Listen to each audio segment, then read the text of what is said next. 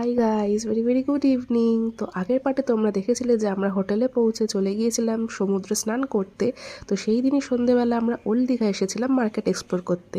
এই যে দেখতেই পাচ্ছ দীঘা স্পেশাল মাছ ভাজা। তো ওইখানে আরেকটা ফেমাস জিনিস হলো কাজু বাদাম। ইয়েস, কাজু বাদাম কিনলাম। আর কিনলাম আমার সকল প্রিয়জনদের জন্য টুকিটাকি গিফটস, যেগুলো ওখানে আর কি পাওয়া যায় মেমোরি হিসাবে বলতে পারো। তো সবার জন্য গিফটস কিনলাম আর সমুদ্রের ধারে সবাই মিলে দারুণ মজা করলাম। এত সুন্দর মনোরম পরিবেশ ছিল যে কি বলবো। তারপরে খেলাম পপকর্ন। পপকর্ন খাওয়ার পর আরেকটু মার্কেটটা এক্সপ্লোর করতে না করতে একটা দারুণ জিনিস চোখে পড়লো, কাঠের ওপর নাম খোদাই করা। তো তারপরে খেলাম মোমো।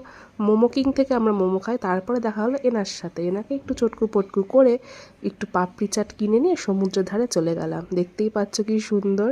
তো তারপরে গিয়েছিলাম বিশ্ব বাংলা পার্কে। তো এইভাবেই শেষ হলো দিনটা। পরের পার্টে দেখা হবে। টাটা।